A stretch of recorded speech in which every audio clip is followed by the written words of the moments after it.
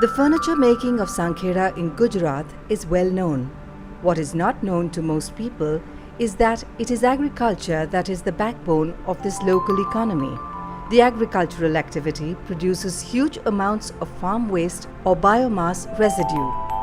Biomass refers to fuel wood, agro and plant residues that are a renewable energy source that can be used to generate power in rural regions where its availability is huge. Biomass as a renewable source of energy is viable and prudent in these conditions as it cuts down environment pollution, reduces our carbon footprint, and most importantly, has periodically replenished reserves in the form of agro residues. This film documents the interesting linkages starting from the farmer to the biomass-based power plant that produces energy from this resource, which otherwise would end up as a waste to be merely burnt.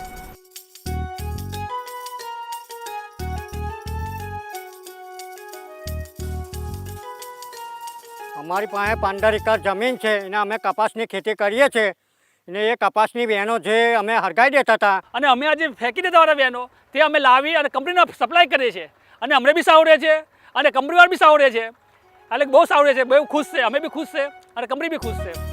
Apart from helping farmers like Devendra Bhai and entrepreneurs like Kanu Bhai, biomass such as cotton stalks serve as fuel to produce electricity.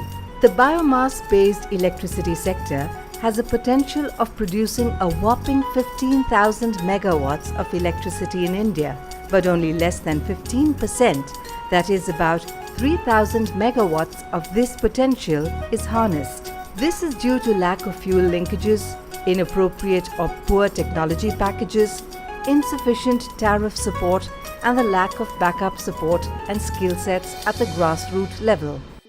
We wanted to essentially go to a rural area where we could look at renewable energy, we could look at additional incomes for the farmers, and we could also make a difference to the environment. Ankur's Scientific Energy Technologies Private Limited are manufacturers of indigenous gasifiers. A gasifier unit is essentially a chemical reactor where through several thermochemical reactions, the producer gas is generated. This producer gas is used to run gas engines to generate power. The Ministry of New and Renewable Energy and United Nations Development Programme, supported by Global Environmental Facility, assisted 1.2 megawatt biomass power plant was started as a model investment project with a moderate investment of 7 crore rupees. Ankur wanted to field test the business model by becoming developers themselves. After overcoming the initial challenges and gaining the confidence of the farmers, Ankur has entered into long-term purchase agreements with farmers and entrepreneurs to supply cotton stock, tur stock, corn cobs furniture and timber wastes and other woody biomass like firewood, branches and twigs from private forests nearby.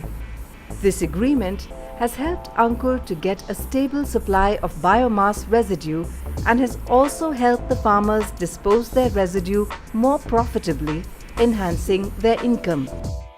The project is generating an additional revenue of about 40,000 to 50,000 rupees annually to each farmer or entrepreneur.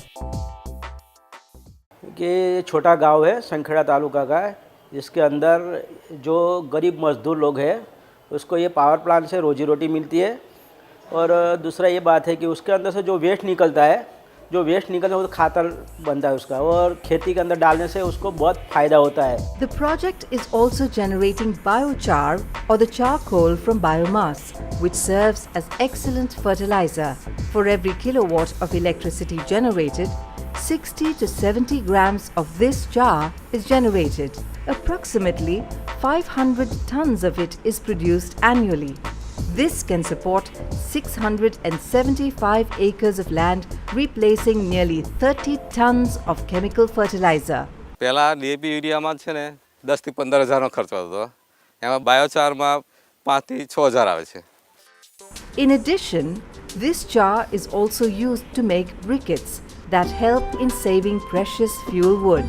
इसके ऊपर दाल भात साग रोटली सब हम उसके ऊपर बनाते हैं बैठ के खाना जो पकाने वो सगरी तब जाती है तो खाना जल्दी से हो जाता है गैस की माफक का जो चालू रहता है.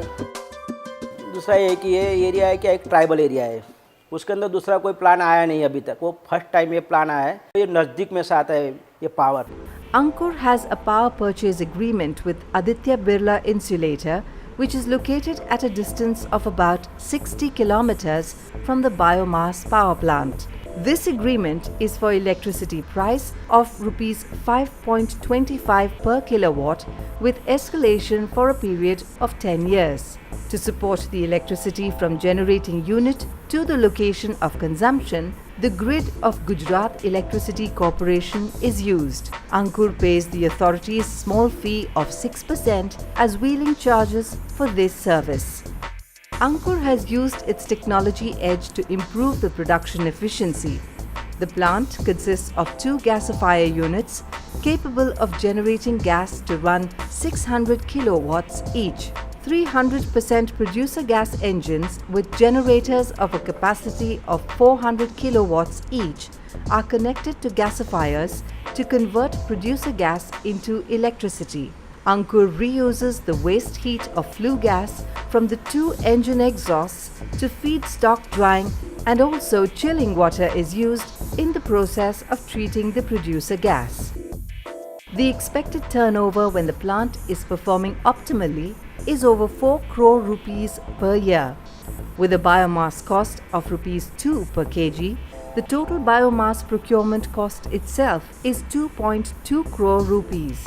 When you add the costs of operation, maintenance and troubleshooting, capital recovery and interest on capital, the profit margin becomes precarious.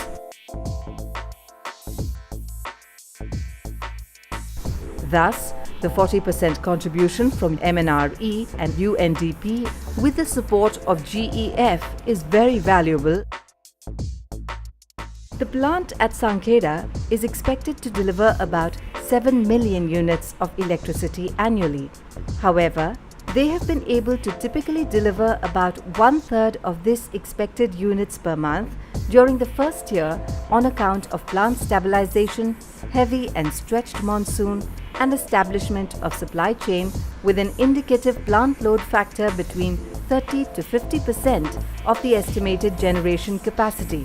However, when it reaches the full potential of a plant load factor of 75%, it is expected to reduce 6,600 tons of carbon dioxide annually. The Government of India encourages the establishment industries in rural and semi-urban areas to improve rural economy and to enhance employment opportunities in rural areas. However, industries shy away from rural areas as they are in tail end of grid and may not get electricity. This initiative showcases dual benefits of supporting such industries on one hand and help harness locally available biomass residue on the other. It is expected that the lessons from such experiences may provide inputs to revise the policy guidelines that favor local generation and use of energy.